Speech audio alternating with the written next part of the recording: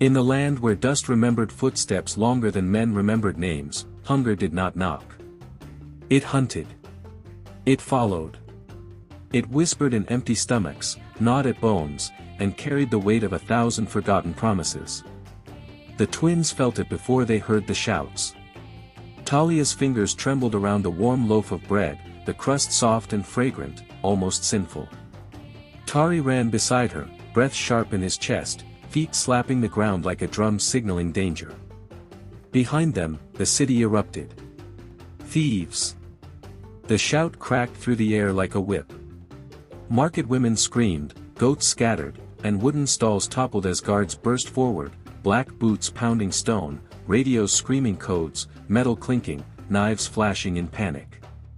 But the twins did not look back.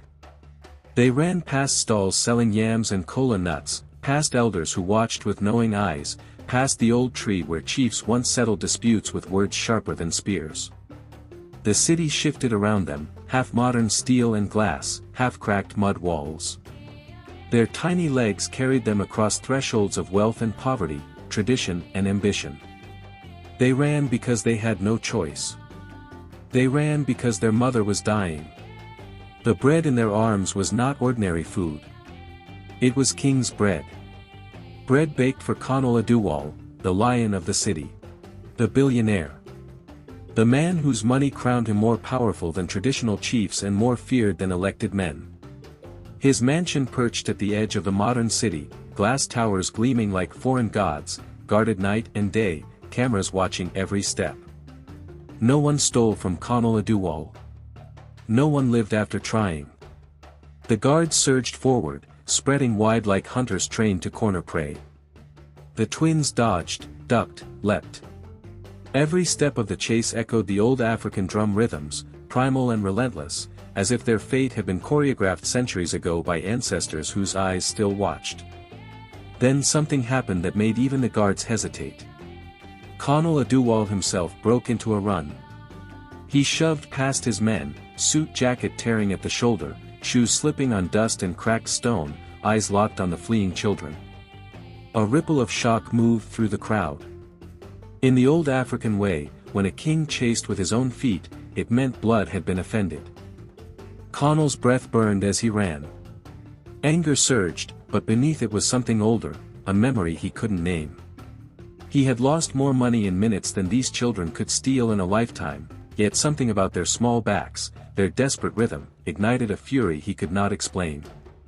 Or maybe it was not fury. Maybe it was memory. The twins darted into a narrow alley where the city began to change. Glass towers disappeared behind them. The air thickened with dust. Roads cracked. The walls closed in, etched with symbols of old clans and forgotten kings. This was the Forgotten Quarter. The place the city pretended no longer existed. Here, billionaires never came. Here, tradition still breathed. Talia's foot slipped on a loose stone. Tari grabbed her arm, pulling her forward. They rounded a corner and burst through the doorway of a collapsing hut, slamming the door behind them.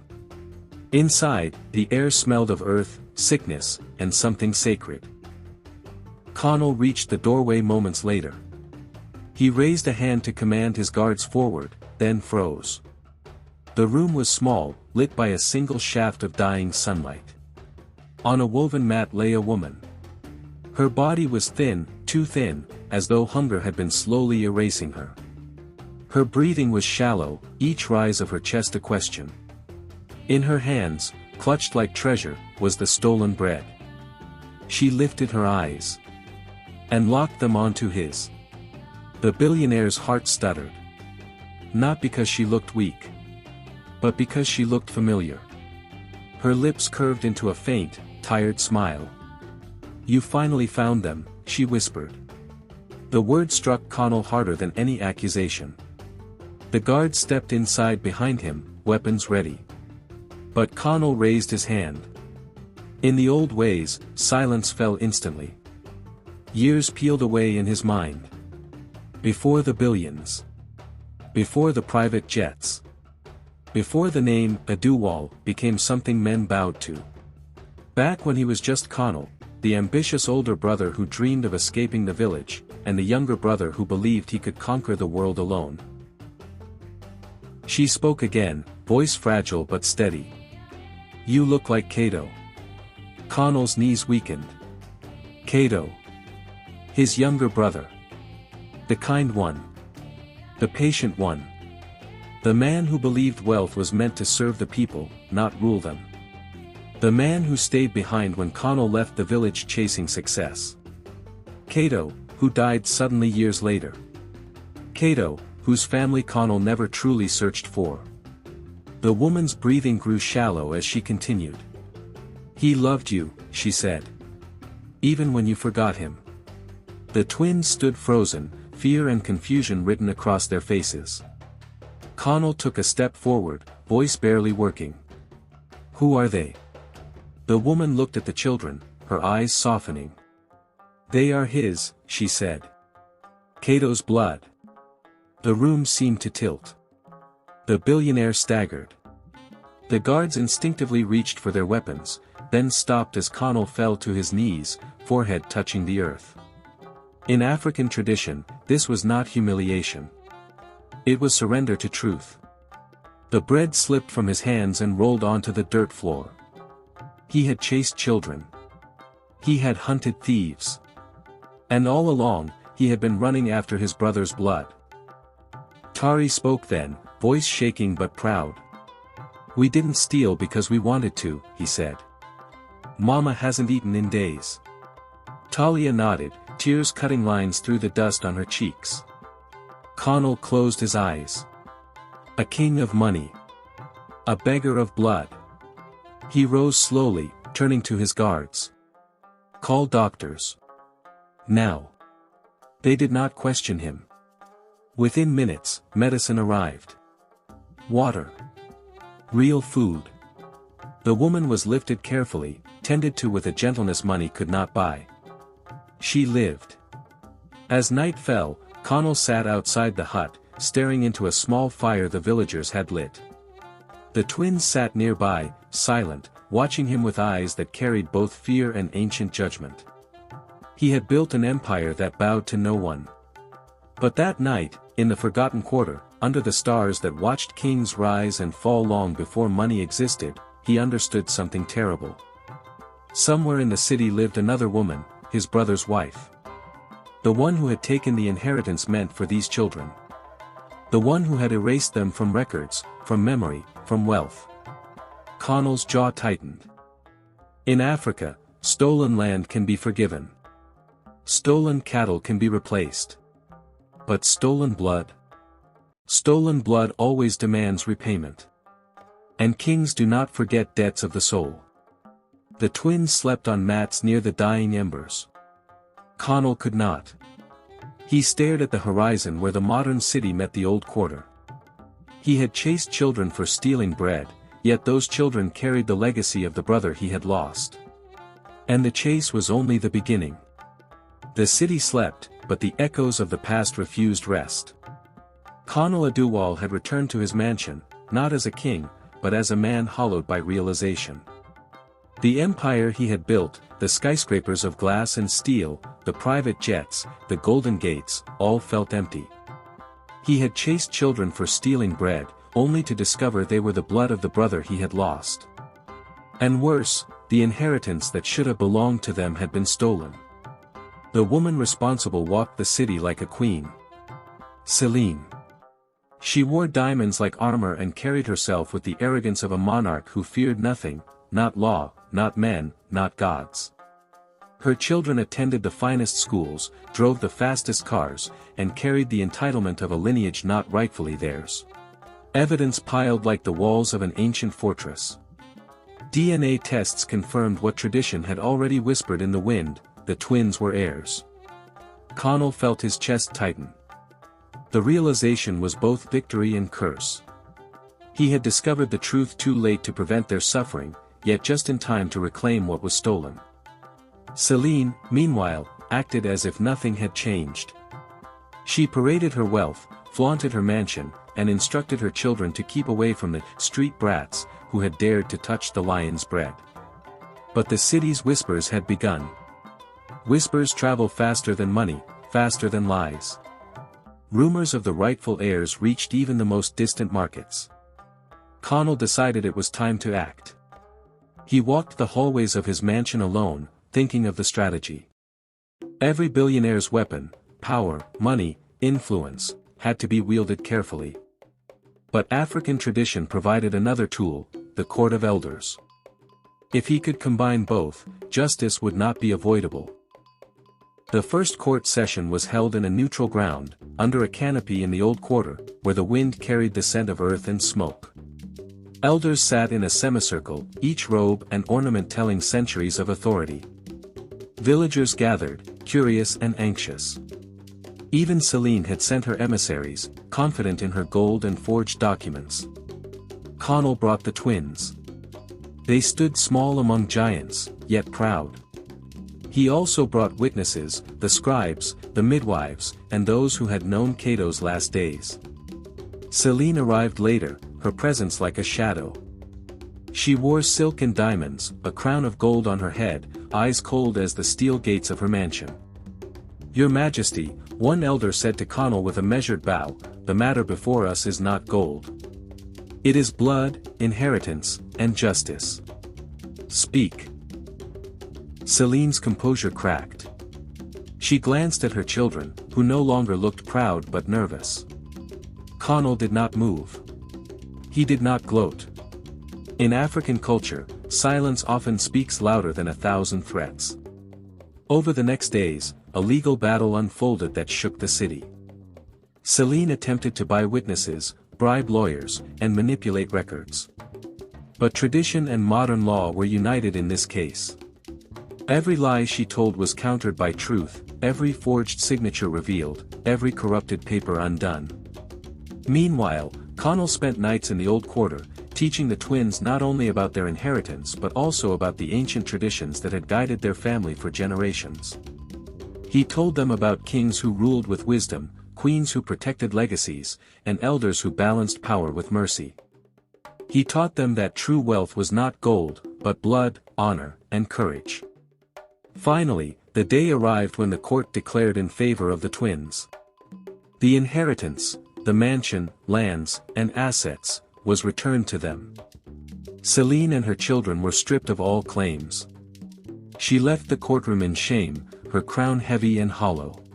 Connell looked at the twins, pride swelling in his chest. But he knew this was not the end. African tradition always demanded balance, and he had a debt to pay to his brother's memory. He took the twins back to the old quarter for a ceremony. Elders dressed them in garments of honor, and villagers celebrated their rightful place as heirs. They were not kings yet, but the blood of kings ran through their veins. That night, under the stars, Connell whispered to Talia and Tari. "Your father, my brother, trusted me to protect you. I failed once. I will never fail again." The twins nodded, understanding the weight of legacy. And somewhere far away, Celine's laughter had vanished, replaced by whispers of revenge. She would not give up easily. But for now, justice had been served. And in African tradition, when justice aligns with blood, even billionaires must bow. The next chapter would bring more danger, more betrayal, and the ultimate test of wealth, power, and tradition, a test that would decide whether the twins could truly claim the legacy of their father, and whether Connell could protect them from the shadows of greed that never sleep. The sun rose over the city like molten gold, casting long shadows over both glass towers and cracked mud walls. The twins, Talia and Tari, had been officially declared heirs to their father Cato's inheritance, but the story was far from over. Celine, the widow who had stolen their fortune, had vanished into the city's underworld, plotting revenge. Connell Aduwal, the man who had once ruled with money and iron, now ruled with purpose and responsibility. He had embraced African tradition, pledging to guide the twins in the ways of blood, honor, and kingship. But the world of billionaires was ruthless, and those who took what was not theirs never left quietly. That evening, a village elder, Oba Akintala, summoned them to the sacred courtyard where ancestors had been honored for centuries. The courtyard smelled of burning incense and earth. The firelight danced on carved wooden totems of past kings and queens. "You have claimed your father's inheritance," Oba said, his voice deep and resonant. "But wealth without wisdom destroys.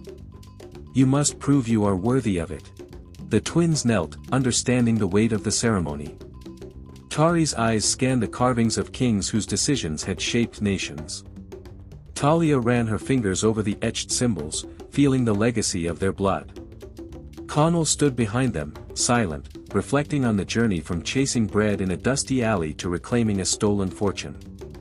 He realized that wealth alone could not teach them the lessons of kings. Only tradition, discipline, and courage could. Oba continued. "Tonight, you will take the oath. The oath of the heirs of Cato. Your father's blood, your brother's guidance, and your ancestors' eyes will witness it. Swear to protect the weak, honor your blood, and confront those who take what is not theirs." Talia and Tari repeated the oath, their voices strong and unyielding. The fire crackled, and the wind carried the words across the city, reaching even the dark corners where Celine plotted her revenge.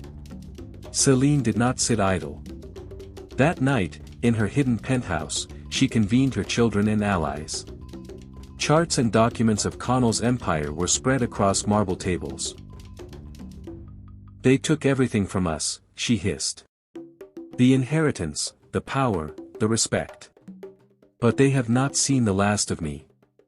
Her children, once arrogant, now trembled. They understood the wrath of a mother who had lost everything. "We strike at dawn," she commanded. "We take back what is ours." But she underestimated the twins. For the first time in their lives, Talia and Tari were not helpless. They had guidance from Connell, the elders, and the wisdom of their ancestors. They had learned to balance strategy with courage, ambition with morality. Dawn broke over the city. Celine's forces, armed with influence and corrupt lawyers, moved to seize assets and intimidate the twins. Yet Connell and the twins anticipated every step. Witnesses had been secured, legal traps set, and public opinion marshaled like an army. The confrontation took place in the courthouse, a place where modern law and ancient tradition collided. Celine entered with her children, confident. The twins stood with Connell, calm, their small hands hidden in ceremonial robes. The room was silent, the air heavy with tension. Celine sneered. "You think children can take what is mine?" Talia stepped forward. "This is not yours," she said. "It is our father's blood, our inheritance, and justice will ensure it is returned." The court proceedings began. Documents, testimonies, and ancestral knowledge formed a fortress of truth around the twins. Every forged signature Celine had relied on crumbled. Every attempt to bribe or intimidate was exposed. The elders, who had witnessed kings rise and fall, nodded approvingly. Tradition and law aligned. Celine's face paled.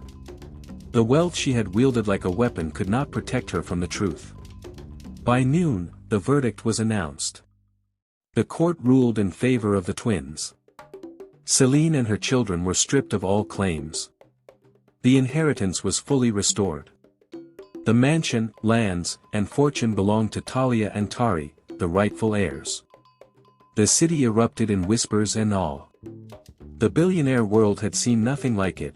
Wealth returned to the rightful heirs not by force, but by truth and ancestral authority. Connell watched as the twins stepped forward, accepting what was theirs. Yet he knew the lessons were not finished. True power was not in wealth alone, it was in responsibility, courage, and justice. That night, the twins returned to the sacred courtyard. Elders performed a final ritual, honoring Cato and the family lineage. The fire reflected in their eyes, a promise to uphold the legacy. Talia spoke softly, her voice carrying in the wind.